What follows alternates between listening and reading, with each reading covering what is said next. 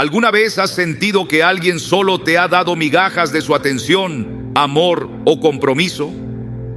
La Biblia nos recuerda en Juan 10:10 que el ladrón no viene más que a robar, matar y destruir. Yo he venido para que tengan vida y la tengan en abundancia. Este versículo revela que no fuiste creado para vivir de sobras emocionales o espirituales, sino para experimentar la plenitud que Dios preparó para ti.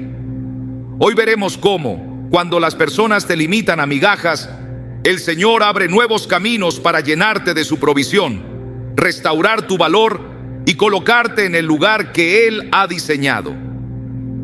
Te mostraremos cómo identificar las señales de que Dios está obrando incluso en medio del rechazo, y cómo responder con fe para entrar en la vida abundante que te ha prometido. ¿Estás listo para entender lo que Dios tiene reservado para ti? ¿Alguna vez te has detenido a pensar por qué en ciertos momentos de tu vida personas que tú valorabas tanto solo te ofrecieron migajas de su amor, de su tiempo o de su compromiso? No hablo de un simple descuido, sino de esa sensación profunda de que aunque tú diste todo, a cambio recibiste lo mínimo, lo que sobraba, lo que apenas alcanzaba para mantener un vínculo. Puede que haya sido en una amistad que se enfrió, en una relación sentimental marcada por la indiferencia, o incluso en un ambiente familiar donde tu presencia parecía invisible. Y es en esos silencios, en esos vacíos, donde muchos se preguntan: ¿acaso no valgo más que esto? Sin embargo, la palabra de Dios nos lleva a un terreno completamente diferente.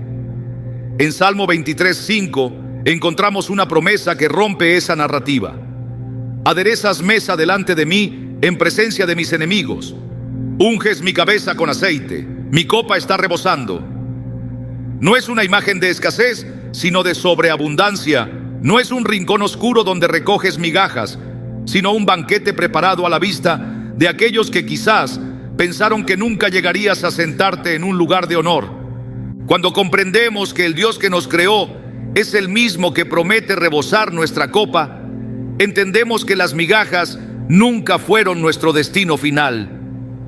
A veces, el proceso para llegar a esa mesa incluye atravesar temporadas donde lo que recibimos parece injusto, insuficiente o incluso humillante. La mujer sirofenicia, en Mateo 15:21 a 28, es un ejemplo que ilustra perfectamente este principio.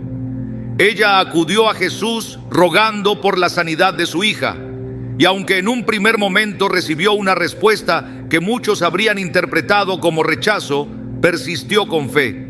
Dijo: «Sí, Señor, pero aún los perrillos comen de las migajas que caen de la mesa de sus amos».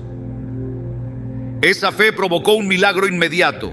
Aquí no se trata de glorificar las migajas, sino de entender que en manos de Dios, incluso el poco que recibas puede ser el inicio de algo extraordinario. Y que muchas veces esas migajas no son el final de la historia, sino la antesala del banquete. He visto a lo largo de los años cómo personas que fueron menospreciadas, subestimadas o ignoradas, terminaron ocupando lugares de influencia y propósito, no porque se aferraran al dolor del rechazo, sino porque confiaron en que Dios no se olvida de los que confían en Él. José, el hijo de Jacob, lo entendió de una manera dolorosa, pero transformadora. Sus propios hermanos lo vendieron como esclavo, reduciendo su valor a unas pocas monedas. Lo que ellos consideraron como un final fue, en realidad, el inicio del plan de Dios para llevarlo al palacio de Faraón. Años después, cuando el hambre golpeó la tierra y sus hermanos se presentaron ante él sin reconocerlo, José no les devolvió migajas de venganza, les dio provisión abundante y declaró: «Vosotros pensasteis mal contra mí, mas Dios lo encaminó a bien». Génesis 50:20. Ese es el corazón de este mensaje. Lo que comenzó con desprecio, terminó en honra. Quizás hoy estás mirando tu vida y piensas que has dado más de lo que recibiste, que el equilibrio nunca llegó, que invertiste tiempo, amor, recursos y a cambio lo que obtuviste no se compara. Pero quiero que escuches esto con atención. Las temporadas de migajas son el terreno fértil donde Dios siembra las semillas de tu promoción. En Deuteronomio 8:3 se nos recuerda cómo Dios alimentó a Israel con maná en el desierto, para enseñarles que no solo de pan vivirá el hombre, mas de todo lo que sale de la boca de Jehová vivirá el hombre. Ellos estaban acostumbrados a la abundancia de Egipto en términos materiales, pero vacíos espiritualmente. Dios los llevó por un camino donde aprendieron que la verdadera provisión viene de su mano. A veces, lo poco que recibes de otros no es un reflejo de tu valor, sino una invitación a experimentar la plenitud que solo Dios puede dar. He conversado con personas que después de atravesar rupturas dolorosas o años de sentirse relegadas, reconocen que esas etapas fueron el crisol donde se formó su carácter.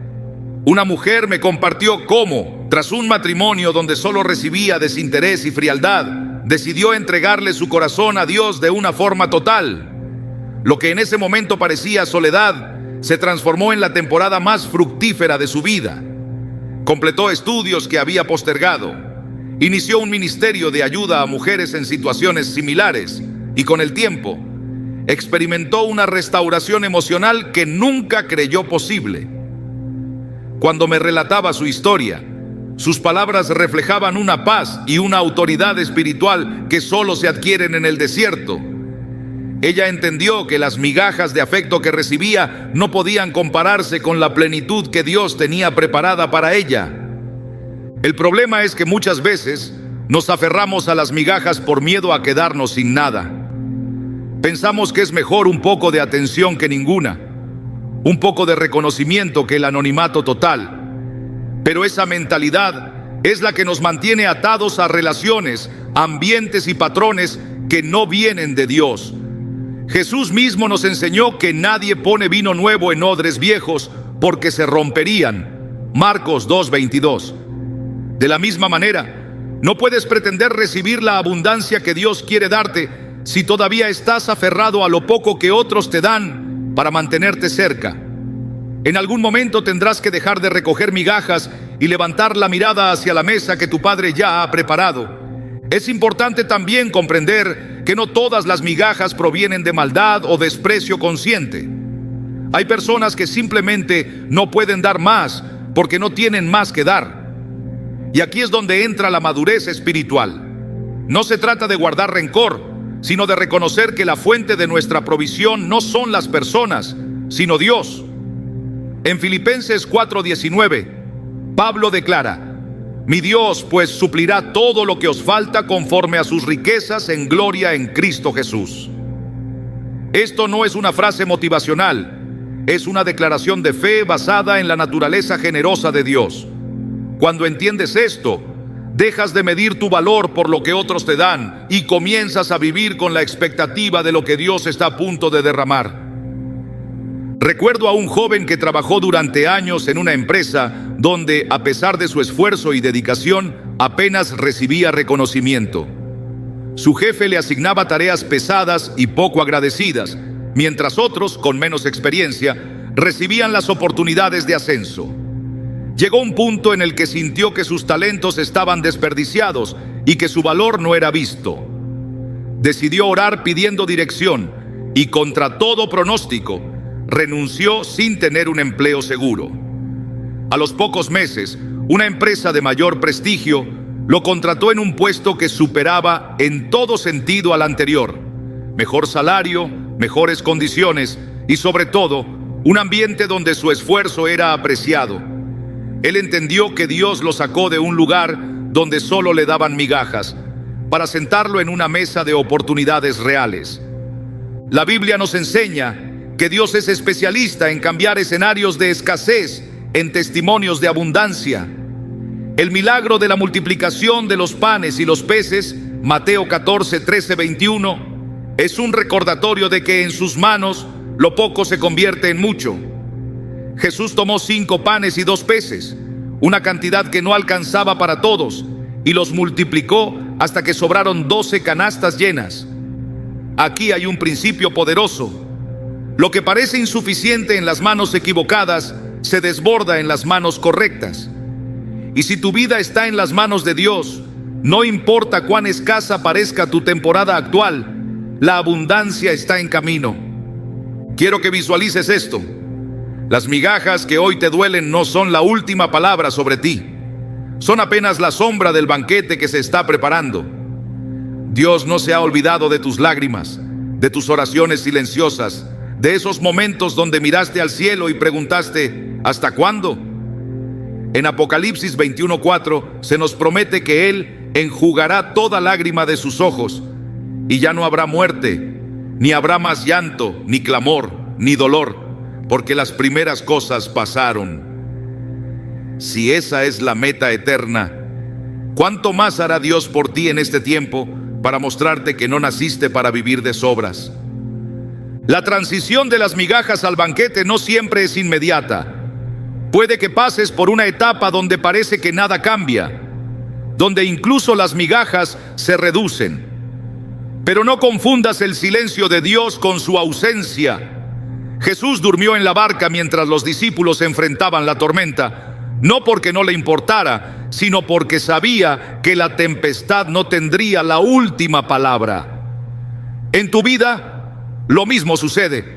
Lo que parece quietud es, en realidad, el tiempo en que Dios está organizando todo para que tu llegada a la mesa sea en el momento perfecto. Si hoy sientes que estás en esa temporada, quiero animarte a que dejes de medir tu valor por la cantidad que recibes de otros y empieces a afirmarlo en lo que Dios dice de ti. Eres hijo, eres heredero, eres amado con un amor eterno. Y cuando Dios dice que tu copa va a rebosar, no es una metáfora poética, es una garantía respaldada por su fidelidad. Las migajas no son tu herencia, el banquete lo es. Y si algo puedes estar seguro, es que cuando llegue ese momento, será tan evidente para todos que incluso aquellos que un día no supieron valorarte, tendrán que reconocer que fue la mano de Dios la que te llevó allí. Este es solo el comienzo de lo que vamos a explorar. Lo que parece poco es muchas veces el primer capítulo de una historia donde la gloria final será mucho mayor que el dolor inicial. Y en ese proceso aprenderás que las migajas fueron solo el eco de un banquete que ya estaba reservado para ti desde antes de que comenzara tu historia. Hay momentos en la vida en los que el rechazo se siente como un golpe directo al corazón. Un lugar donde creías pertenecer deja de abrirte las puertas. Una relación que considerabas sólida se rompe sin previo aviso. Un círculo en el que invertiste tiempo y energía deja claro que ya no eres bienvenido. Es en ese instante, cuando la mente busca respuestas y el alma se pregunta por qué, que la palabra de Dios nos revela un principio profundo. No todo lo que pierdes es una pérdida, y no todo lo que se cierra es una derrota. El rechazo humano, en muchas ocasiones, es la confirmación divina de que no perteneces allí, una señal de que Dios está interviniendo para colocarte en el lugar que Él ya determinó para tu vida. En Isaías 55, 8-9, encontramos una perspectiva que transforma por completo esta experiencia. Porque mis pensamientos no son vuestros pensamientos, ni vuestros caminos mis caminos, dice Jehová. Como son más altos los cielos que la tierra, así son mis caminos más altos que vuestros caminos, y mis pensamientos más que vuestros pensamientos. Lo que a nosotros nos parece una puerta que se cerró en el peor momento, para Dios es la protección estratégica que nos aparta de un destino equivocado. Las Escrituras están llenas de episodios en los que el rechazo abrió el camino hacia el cumplimiento del propósito divino. Cuando David aún no era rey, Saúl lo veía como una amenaza y buscó eliminarlo. Lo que parecía un destierro injusto fue, en realidad, el proceso por el cual Dios lo formó y lo llevó al trono. Si Saúl lo hubiera aceptado, David habría estado limitado bajo un liderazgo inestable y celoso, incapaz de desarrollar plenamente el llamado que Dios le había dado. El rechazo lo apartó del peligro y lo condujo al lugar que le correspondía. En el Nuevo Testamento vemos cómo Jesús mismo fue rechazado por su propia gente en Nazaret. En Marcos 6:4 se nos dice: no hay profeta sin honra sino en su propia tierra y entre sus parientes y en su casa. Ese rechazo no detuvo su misión, sino que lo impulsó a llevar el mensaje del reino a otros lugares donde sería recibido y donde los milagros podrían manifestarse sin la resistencia de la incredulidad. El rechazo es doloroso porque toca la raíz de nuestra necesidad de pertenencia, pero cuando lo observamos desde la óptica del reino, comprendemos que es una herramienta que Dios usa para realinear nuestro camino. En Génesis, la historia de José es un ejemplo claro. Sus hermanos lo rechazaron hasta el punto de venderlo como esclavo. Ese acto, que en apariencia era el fin de su historia, fue el medio exacto que Dios utilizó para posicionarlo en Egipto, donde llegaría a ser gobernador y salvador de su familia en tiempo de hambre. Lo que fue impulsado por la envidia terminó sirviendo a un plan mayor. En palabras de José: vosotros pensasteis mal contra mí, mas Dios lo encaminó a bien. Génesis 50:20. Así, cada vez que enfrentamos un rechazo, debemos preguntarnos si no será que Dios está impidiendo que permanezcamos en un lugar que no corresponde a nuestra asignación. Incluso en la vida de los apóstoles, el rechazo fue una constante que abrió nuevas rutas. Pablo y Bernabé, al ser expulsados de Antioquía de Pisidia, sacudieron el polvo de sus pies como testimonio y se dirigieron a Iconio, donde el mensaje fue recibido con fe. En Hechos 16, 6-7, leemos que el Espíritu Santo les impidió predicar en Asia y les cerró el paso hacia Bitinia. A simple vista, podría parecer que las puertas se cerraban sin razón, pero en realidad, Dios estaba guiando cada paso hacia el lugar correcto, en el momento correcto. No se trataba de un castigo, sino de una dirección precisa. El rechazo, entonces, no es un juicio definitivo sobre nuestro valor, sino una señal que apunta hacia un cambio de escenario. En muchos casos, permanecer en un lugar donde ya no hay espacio para tu llamado puede convertirse en un obstáculo que frena el crecimiento espiritual y la manifestación de lo que Dios ha depositado en ti. Jesús enseñó en Juan 15 que Él es la vid verdadera y que los pámpanos que no dan fruto son quitados, mientras que los que dan fruto son limpiados para que lleven más fruto. Esa limpieza, ese cortar lo que no conviene, puede incluir relaciones, oportunidades y entornos donde ya no puedes desarrollarte. Cuando Dios permite que seas apartado de esos lugares, es porque tiene un terreno más fértil preparado para tu semilla. Uno de los peligros más grandes al enfrentar el rechazo es interpretarlo como una derrota final. El enemigo buscará sembrar la idea de que has sido abandonado o que no eres lo suficientemente bueno. Pero la verdad espiritual es que Dios nunca te aparta de algo sin tener preparado algo mayor. El Salmo 37:23 afirma: por Jehová son ordenados los pasos del hombre, y Él aprueba su camino. Esto significa que incluso los pasos que parecen retrocesos están bajo la supervisión del Creador, y que cada desviación del camino que imaginaste está encaminada hacia un cumplimiento más alto del propósito que Él diseñó. El rechazo puede ser, además, una protección contra lo que aún no puedes ver. Hay situaciones que en apariencia parecen inofensivas o incluso atractivas, pero que contienen peligros ocultos que solo Dios conoce. Al cerrarte una puerta, Él evita que entres en alianzas, acuerdos o ambientes que podrían desviarte de su voluntad. La historia del pueblo de Israel en el desierto nos enseña que Dios no los llevó por el camino más corto hacia la tierra prometida, porque sabía que, al enfrentarse a la guerra de inmediato, podrían retroceder a Egipto. Éxodo 13:17-18. De la misma manera, el rechazo puede ser el medio por el cual Dios evita que enfrentes batallas para las que todavía no estás preparado. El rechazo también prueba y purifica nuestras motivaciones. Nos confronta con la pregunta: ¿estoy buscando agradar a las personas o a Dios? Gálatas 1:10 es claro. Pues, ¿busco ahora el favor de los hombres o el de Dios? ¿O trato de agradar a los hombres? Pues si todavía agradara a los hombres, no sería siervo de Cristo. Cuando un lugar, una relación o una posición nos cierra las puertas, es una oportunidad para reafirmar que nuestra identidad y propósito no dependen de la aprobación humana. El apóstol Pedro, después de negar a Jesús y experimentar el dolor de la distancia, fue restaurado por el mismo Señor junto al mar de Galilea. En esa restauración, Pedro entendió que su misión no estaba ligada a la opinión de los demás, sino al llamado que Jesús le había hecho: apacentar sus ovejas. Aceptar el rechazo como dirección divina requiere una fe que se atreve a soltar lo que parece seguro. Abraham dejó su tierra y su parentela sin conocer el destino final, confiando en la voz de Dios. Si hubiera esperado la aprobación de su entorno, nunca habría salido de Ur de los Caldeos. Así, cada vez que una puerta se cierre, la pregunta no debe ser ¿por qué me rechazaron?, sino ¿a dónde quiere llevarme Dios ahora?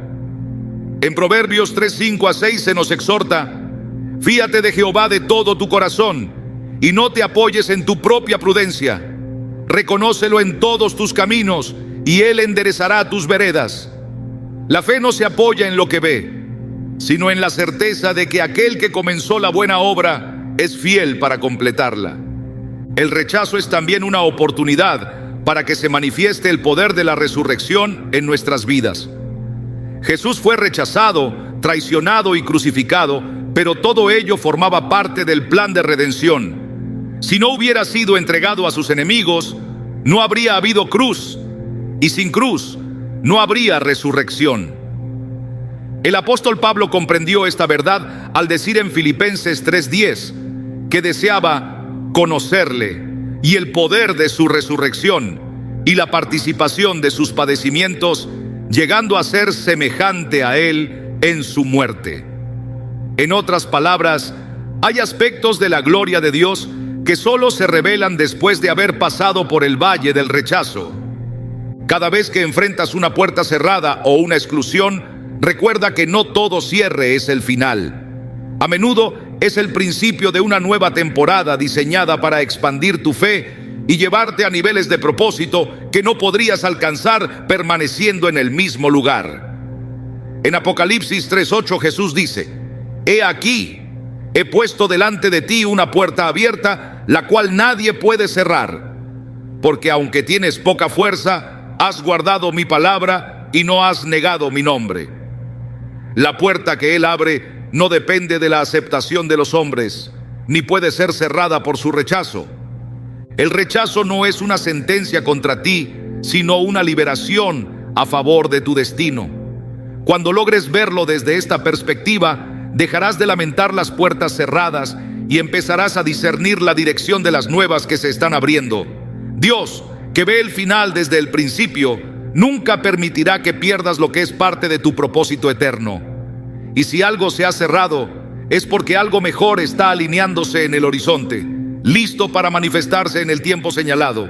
Hay etapas en la vida en las que parece que todo lo que nos rodea grita escasez.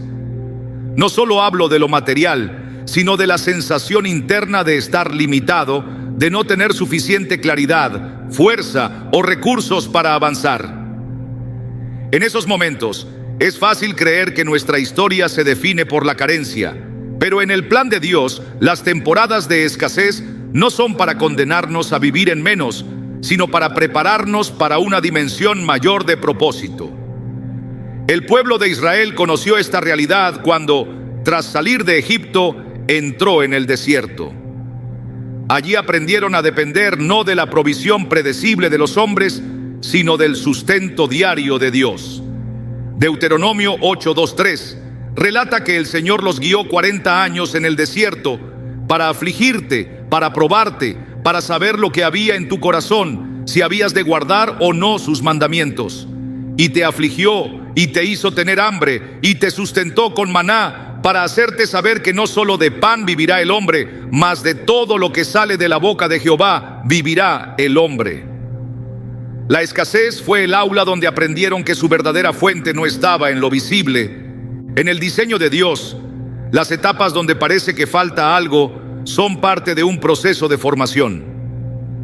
David fue ungido como rey mucho antes de sentarse en el trono, pero pasó años cuidando ovejas y enfrentando peligros en soledad. En ese tiempo adquirió habilidades, valentía y una fe que luego serían esenciales para gobernar. Si hubiera llegado al trono sin esa preparación, la responsabilidad lo habría destruido. Lo mismo ocurre con cada vida que Dios llama. Antes de asignar una gran responsabilidad, Él forma el carácter en temporadas donde lo poco obliga a desarrollar dependencia, creatividad y perseverancia. La escasez, entonces, no es un castigo, sino una etapa de entrenamiento para el propósito. En el Nuevo Testamento vemos cómo Jesús llevó a sus discípulos a experimentar la tensión entre lo poco y lo mucho. En una ocasión les pidió alimentar a una multitud con apenas 5 panes y 2 peces. La reacción inicial fue de incredulidad, porque lo que tenían en sus manos no coincidía con la magnitud de la necesidad. Sin embargo, cuando pusieron lo poco en manos del Maestro, la multiplicación no solo sació a todos, sino que sobró.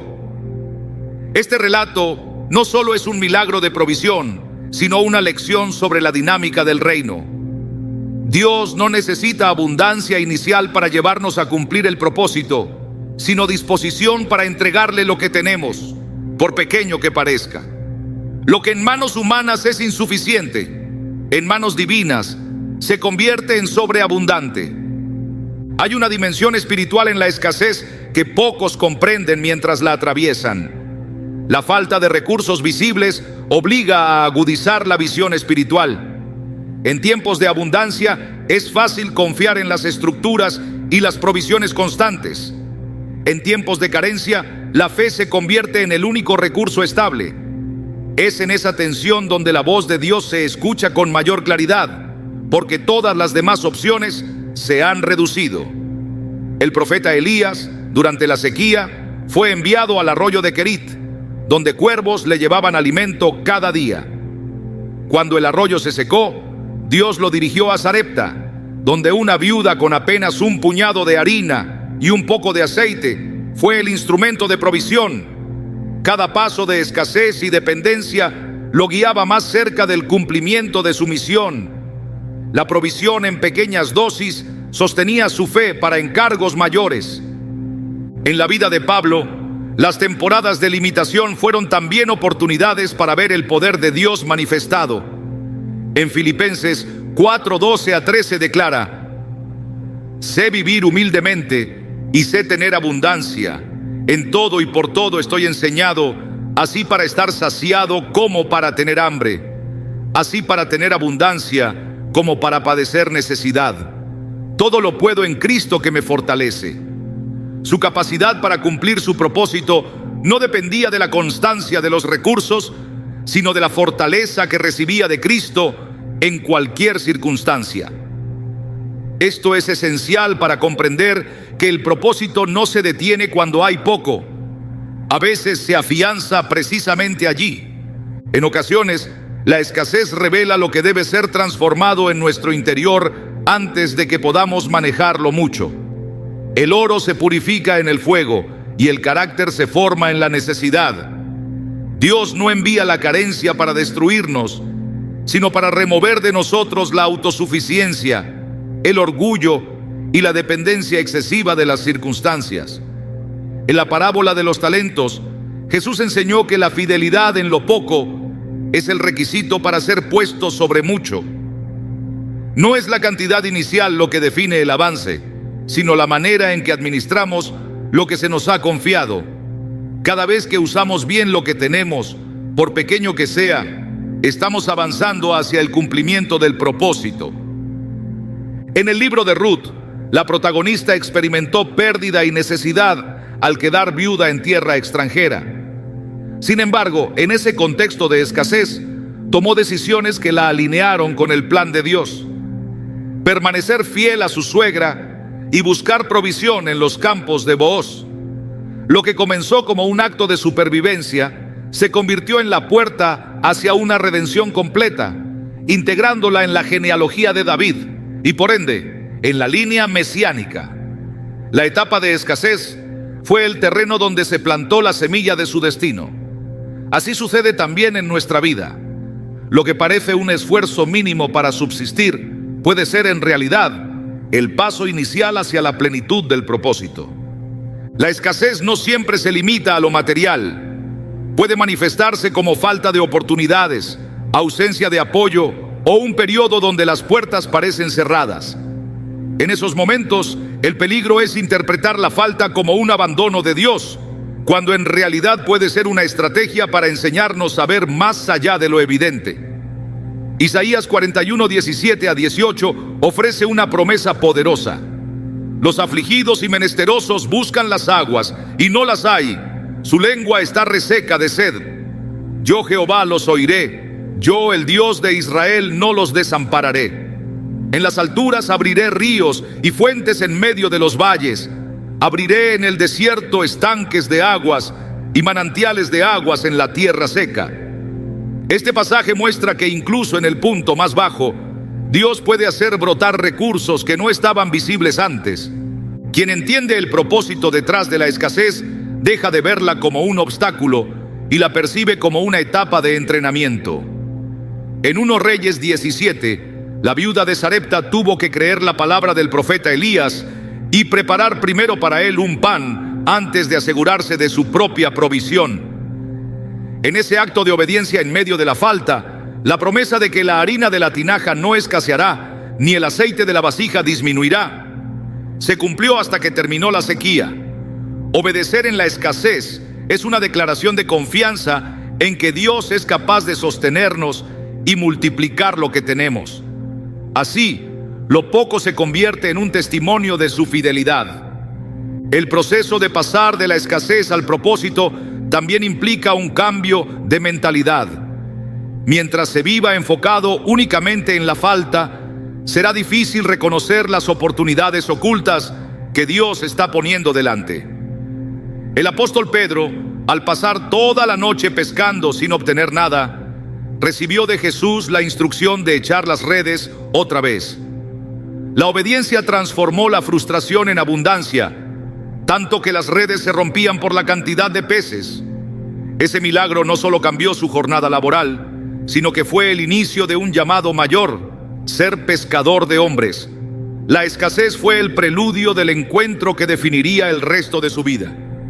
En este camino, es necesario recordar que la provisión de Dios no se limita a suplir una necesidad puntual. Su propósito es conducirnos a un estado donde podamos ser canal de bendición para otros. Abraham fue bendecido no solo para disfrutar de la provisión, sino para que en él fueran benditas todas las familias de la tierra. La transición de la escasez al propósito siempre incluye un elemento de multiplicación que trasciende lo personal. Dios nos saca de la limitación para que, desde la plenitud, podamos extendernos en servicio y generosidad. Aun cuando el tiempo de escasez se prolonga más de lo esperado, la promesa permanece. Habacuc 2:3 afirma: aunque la visión tardará aún por un tiempo, mas se apresura hacia el fin y no mentirá. Aunque tardare, espéralo, porque sin duda vendrá, no tardará. La espera no es un signo de abandono, sino un periodo en el que Dios está alineando cada detalle para que cuando llegue la abundancia sepamos administrarla de acuerdo con su voluntad. Esta perspectiva permite vivir la escasez con esperanza, entendiendo que no es permanente ni inútil. Quien aprende a caminar en el propósito en medio de la escasez desarrolla una fe inquebrantable. No se trata de negar la realidad de la falta, sino de interpretarla a la luz de la fidelidad de Dios. Así como Israel cruzó el Jordán hacia la tierra prometida después de años en el desierto, así cada etapa de limitación es solo un tramo del viaje hacia la plenitud. El mismo Dios que envió maná y codornices, que hizo brotar agua de la roca, es quien sigue obrando hoy en medio de las circunstancias adversas para llevarnos al cumplimiento de lo que ha determinado. Cuando finalmente se cruza de la escasez al propósito, se entiende que lo que parecía una demora fue en realidad una preparación. Las habilidades desarrolladas, la fortaleza interior, la dependencia de Dios y la claridad de visión adquirida en ese tiempo se convierten en herramientas esenciales para sostener la nueva etapa. El propósito no llega para quien solo desea abundancia, sino para quien ha sido entrenado a perseverar en la fe cuando lo poco parecía insuficiente. Así, la escasez se transforma en el fundamento sólido sobre el que se edifica la plenitud del llamado divino. Hay momentos en los que una puerta que creías segura se cierra sin previo aviso. La oportunidad que parecía hecha a tu medida se desvanece. La relación que creías estable se interrumpe. El camino que habías trazado con cuidado se interrumpe abruptamente. Desde la perspectiva humana, esto se siente como un retroceso, un fracaso, una pérdida que deja vacío. Pero en el orden de Dios, esas puertas cerradas no son caprichos del destino, son intervenciones precisas de su amor para impedir que permanezcas en un lugar que podría alejarte de lo que Él ha determinado para ti. La Escritura revela que Dios no actúa de forma improvisada. En Proverbios 16:9 está escrito: el corazón del hombre piensa su camino, mas Jehová endereza sus pasos. Un paso que no entiendes hoy puede ser el que te libre de años de estancamiento o del dolor que no alcanzas a prever. La protección divina no siempre se manifiesta como algo que aplaudimos. A menudo se presenta en forma de un no que hiere el orgullo o confunde la lógica. Pablo y sus compañeros de misión lo vivieron en carne propia cuando, según Hechos 16, 6-7, el Espíritu Santo les impidió predicar en Asia y también les cerró el paso hacia Bitinia. Para ellos, la obra que tenían en mente era buena, incluso noble, pero Dios les cerró ambas rutas porque había un destino específico esperando: Macedonia. No fue un desvío arbitrario, sino una reorientación estratégica. De la misma forma, una puerta cerrada que enfrentas hoy puede estar evitando que inviertas energía en un terreno que nunca dará el fruto que esperas. Cuando una puerta se cierra, es natural preguntarse qué salió mal. Sin embargo, la fe madura no se queda en esa pregunta, sino que se atreve a ver más allá de la superficie. Isaías 45:2 contiene una promesa contundente: yo iré delante de ti y enderezaré los lugares torcidos, quebrantaré puertas de bronce y cerrojos de hierro haré pedazos. Si Él es capaz de derribar puertas imposibles, también es capaz de mantener cerradas aquellas que no convienen, aunque nosotros no entendamos la razón en ese momento. Lo que desde la distancia parece un obstáculo, en realidad puede ser el muro que te separa de una decisión que habría alterado el rumbo de tu vida para mal. El cierre de una puerta también es un examen de confianza. Es fácil caminar con seguridad cuando todas las entradas están abiertas, pero cuando el paso se bloquea, el corazón es puesto a prueba. Salmo 37, 23-24 afirma: por Jehová son ordenados los pasos del hombre, y Él aprueba su camino. Cuando el hombre cayere, no quedará postrado, porque Jehová sostiene su mano. La mano que sostiene es la misma que dirige, y no permitirá que la caída sea definitiva. En este contexto, una puerta cerrada no es un derrumbe, sino un giro calculado para conducirte por el sendero que dará fruto eterno. Dios, en su sabiduría, conoce no solo el lugar al que quieres llegar, sino también lo que encontrarás en el trayecto. El pueblo de Israel podría haber tomado el camino más corto hacia la tierra prometida, pero Éxodo 13, 17-18 revela que Dios los desvió por el camino del desierto para que no enfrentaran la guerra demasiado pronto y quisieran volver a Egipto. Ese desvío fue una puerta cerrada al atajo, y aunque implicó más tiempo, fue una muestra clara de protección. De la misma manera, hay atajos que parecen atractivos, pero que en el plan divino deben permanecer sellados para preservar tu vida y tu propósito. También es cierto que no toda puerta cerrada se percibe como tal en el momento. A veces creemos que seguimos avanzando hacia una meta y en medio del trayecto el terreno cambia y el acceso se bloquea sin explicación. Esto ocurrió en Números 22, cuando Balaam fue detenido por el ángel del Señor que se interpuso en su camino. Balaam no lo veía, pero el asna que montaba sí, y se detuvo 3 veces para evitar el peligro. La puerta cerrada no era castigo, era protección contra algo letal que él no alcanzaba a percibir. Así, muchas de las interrupciones que frustran nuestros planes son barreras invisibles levantadas para impedirnos avanzar hacia aquello que pondría en riesgo nuestro destino eterno. Aceptar una puerta cerrada como un acto de amor de Dios requiere discernimiento. Discernir no es simplemente reconocer que algo se ha terminado, sino comprender que el fin de un camino es el inicio de otro que ya está preparado. Apocalipsis 3:7 describe a Cristo como el que abre y ninguno cierra, y cierra y ninguno abre. No existe fuerza humana o espiritual capaz de abrir lo que Él ha decidido cerrar. Esta verdad, lejos de generar frustración, debería producir descanso. Si Él ha cerrado algo, es porque el lugar donde esa puerta conduce no forma parte del mapa de tu propósito. Las puertas cerradas también cumplen la función de purificar nuestras prioridades. Muchas veces, Dios las utiliza para cortar la dependencia de algo o de alguien que se ha convertido en un sustituto de su guía. Israel pidió un rey como las demás naciones, y Dios se lo concedió, pero cuando Saúl se apartó de la obediencia, la puerta de su reinado se cerró definitivamente.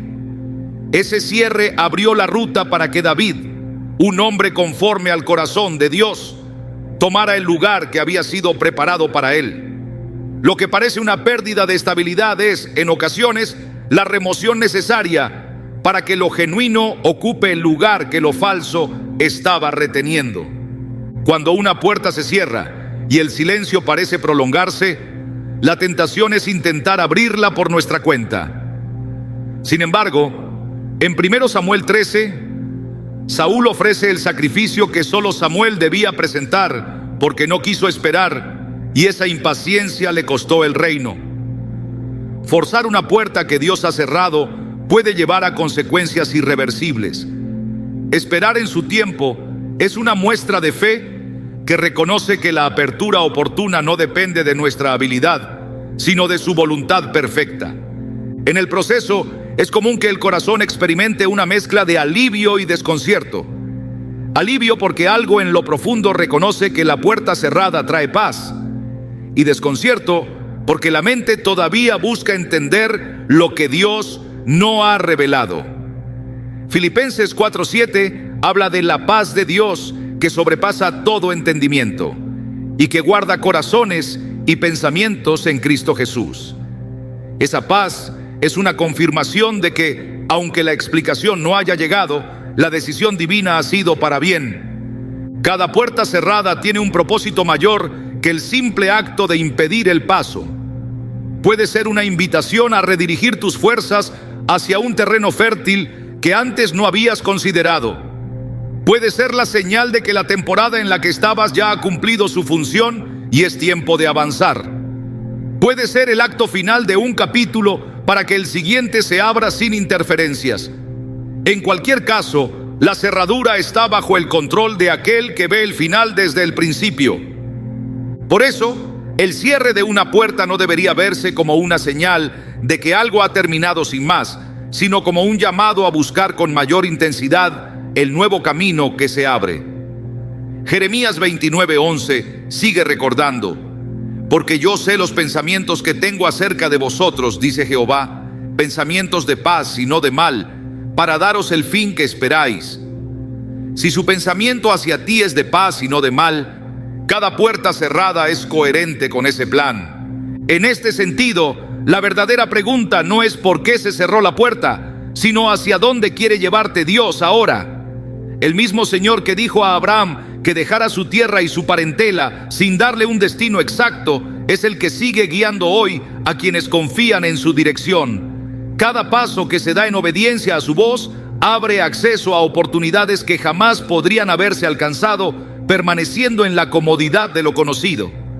Así, lo que hoy parece un límite es, en realidad, el contorno de un mapa más grande que aún no has visto completo. Cuando la puerta correcta se abra, todo encajará con una precisión que demostrará que incluso los no que dolieron estaban escritos en el guión perfecto del Creador. El rechazo que sentiste no será un peso que arrastres, sino una marca que te recuerde que fuiste preservado para un propósito mayor que lo que habrías encontrado al otro lado de esa puerta que Él, en su amor, decidió mantener cerrada. Hay heridas que no se ven, pero que transforman la manera en que una persona camina por la vida. Son marcas que el desprecio, la traición o la indiferencia dejan en el corazón, y que en lugar de desaparecer con el tiempo, parecen convertirse en un recordatorio constante de lo que se perdió. Sin embargo, en el reino de Dios, el dolor nunca es un desperdicio. Lo que para el mundo es una cicatriz que limita, para Dios es un sello que autoriza. La autoridad espiritual no se recibe únicamente por conocimiento o por posición, sino por haber atravesado batallas que dejaron huellas y aún así permanecer fiel. La Escritura muestra que Jesús, después de resucitar, no ocultó las marcas de los clavos, sino que las presentó como prueba de su identidad y de la victoria alcanzada.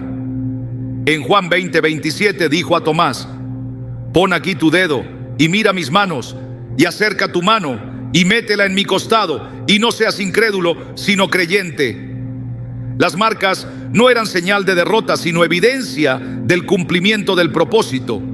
El sufrimiento, cuando es entregado a Dios, se convierte en una herramienta para ministrar a otros con una profundidad que no se puede fingir. El apóstol Pablo hablaba de llevar siempre por todas partes en el cuerpo la muerte de Jesús, para que también la vida de Jesús se manifieste en nuestros cuerpos. 2 Corintios 4:10. No se trataba de un discurso elaborado, sino de una vida que había pasado por el quebranto y que ahora transmitía vida. Esta es la razón por la cual aquellos que han sido quebrantados por el desprecio o por temporadas de aparente abandono pueden llegar a ser instrumentos poderosos de restauración para otros. La experiencia vivida se convierte en un canal por el que fluye consuelo, esperanza y dirección. En la formación divina no existe dolor inútil. Dios no desperdicia lágrimas ni momentos de humillación. En el 1 Pedro 5:10 se nos recuerda que el Dios de toda gracia, que nos llamó a su gloria eterna en Jesucristo, después que hayáis padecido un poco de tiempo, Él mismo os perfeccione, afirme, fortalezca y establezca. La secuencia es clara. El padecimiento antecede a la perfección, la fortaleza y el establecimiento. La experiencia de ser rechazado o subestimado produce en el corazón una dependencia más profunda de Dios, y esa dependencia se traduce en un peso espiritual que otorga autoridad para hablar y actuar con respaldo del cielo. Incluso en el Antiguo Testamento, los hombres y mujeres que lideraron con eficacia fueron aquellos que atravesaron procesos de quebrantamiento. Moisés, antes de liberar a Israel, pasó 40 años en el desierto cuidando ovejas, lejos de la influencia de la corte egipcia. Esa soledad fue el lugar donde su carácter se moldeó y donde aprendió a escuchar la voz de Dios sin distracciones. Cuando regresó para confrontar a Faraón, no hablaba desde la comodidad, sino desde una experiencia forjada en el silencio y la obediencia. Lo mismo ocurre en la vida de quienes hoy son llamados a impactar. La autoridad nace en el terreno del dolor, donde la única fuerza para levantarse viene de la presencia de Dios. Transformar el dolor en autoridad espiritual implica también renunciar a la amargura. Hebreos 12:15 advierte: «Mirad bien, no sea que alguno deje de alcanzar la gracia de Dios, que brotando alguna raíz de amargura os estorbe, y por ella muchos sean contaminados». El rechazo y las migajas recibidas pueden tentar al corazón a guardar rencor, pero quien permite que esa raíz crezca se incapacita para ministrar con libertad. La autoridad verdadera fluye de un corazón limpio, no de uno que busca revancha. Por eso, el perdón no es una opción sentimental, sino una estrategia espiritual para mantener abierta la conexión con la fuente de todo poder. Cuando una herida se entrega a Dios, no solo sana, sino que se convierte en un testimonio vivo del poder restaurador del Evangelio. El libro de Apocalipsis declara que los vencedores triunfan por medio de la sangre del Cordero y de la palabra del testimonio de ellos. Apocalipsis 12:11. La sangre del Cordero cubre y redime, y el testimonio demuestra que esa redención es real. Así, lo que en un momento fue causa de vergüenza se transforma en un arma contra la mentira y el desaliento. Cada vez que se habla de lo que Dios ha hecho en medio de una pérdida o traición, se está proclamando que su poder es mayor que cualquier herida infligida por manos humanas. La autoridad que surge del dolor no se limita a las palabras, sino que impregna la vida entera. Cambia la manera de interceder, porque quien ha sufrido sabe orar con la intensidad de quien entiende la urgencia de la necesidad ajena. Cambia la forma de servir, porque quien ha experimentado la soledad sabe reconocerla en el rostro de otro y actuar sin esperar que se lo pidan. Cambia la manera de confrontar, porque la verdad se dice con firmeza, pero también con compasión. Esa combinación es la que hace que un mensaje tenga peso y que las acciones tengan impacto. En última instancia, el dolor que se ha vivido y entregado a Dios se convierte en una señal visible del reino. Es una manifestación de que en Cristo nada se pierde, todo se redime. El Salmo 126, 5-6 lo expresa así: los que sembraron con lágrimas, con regocijo segarán. Irá andando y llorando el que lleva la preciosa semilla, mas volverá a venir con regocijo, trayendo sus gavillas. La siembra de lágrimas no produce escasez, sino cosecha multiplicada. Cada lágrima que parecía caer en el vacío se convierte en parte de un fruto que alimenta a otros. Por eso, cuando las migajas de afecto, apoyo o reconocimiento han sido lo único que recibiste, y eso te dejó marcado, no lo veas como un capítulo que disminuye tu valor. Si lo pones en las manos de Dios, se transformará en un depósito de autoridad espiritual que no se puede comprar ni imitar. Esa autoridad será la llave para abrir corazones, para derribar mentiras, para liberar a otros de las mismas cadenas que un día te ataron. Lo que comenzó como dolor se convertirá en una plataforma desde la cual el poder de Dios será evidente, no porque se hable de teorías, sino porque se transmite vida desde la experiencia de haber sido restaurado por el mismo que prometió no dejar ni desamparar a los suyos. Responder con fe y no con rencor es uno de los mayores desafíos cuando se ha recibido menos de lo que se esperaba o se ha sido tratado con indiferencia. La reacción natural del corazón herido es cerrarse, levantar muros y devolver en la misma medida lo que ha recibido.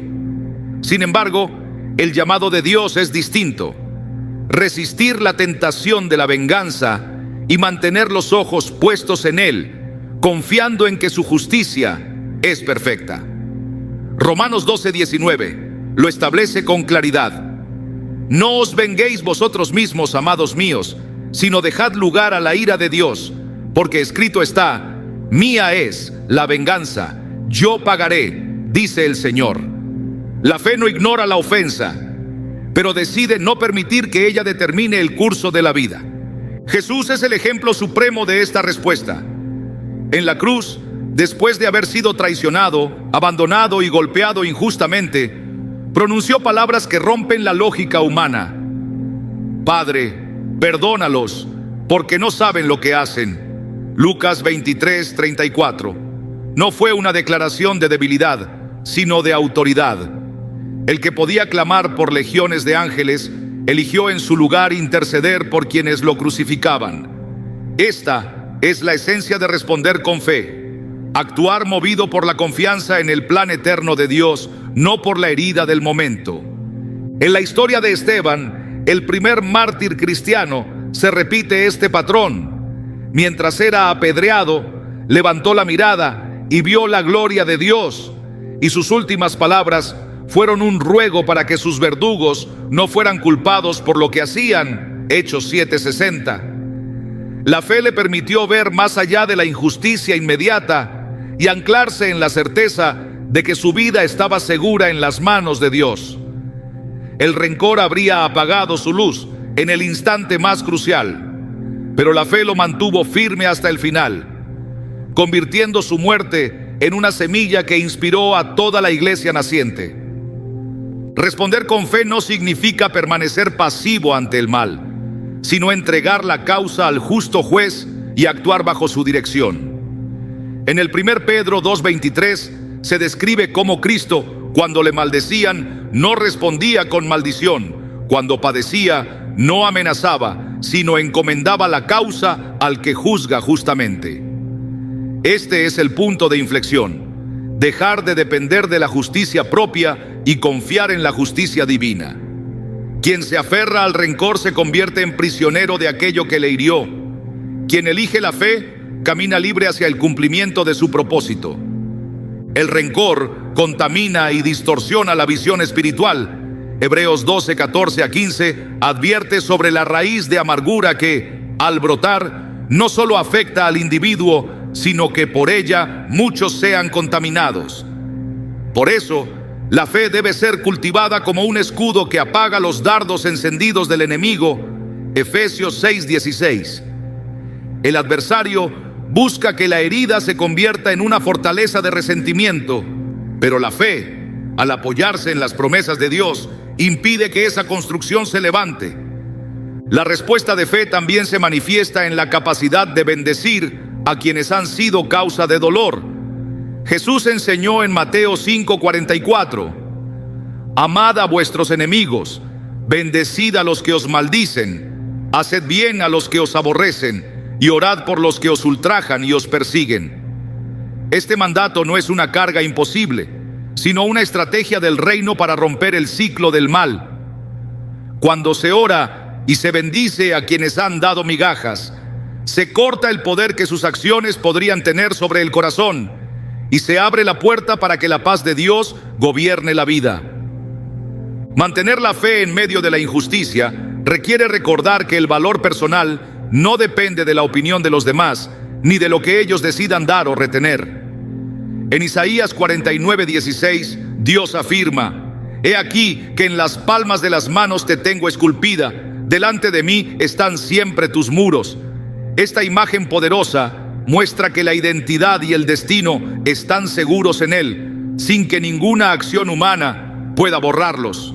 Saber esto permite responder desde la certeza de que se está sostenido por una mano inquebrantable. En la práctica, responder con fe implica avanzar sin permitir que el pasado determine las decisiones del presente.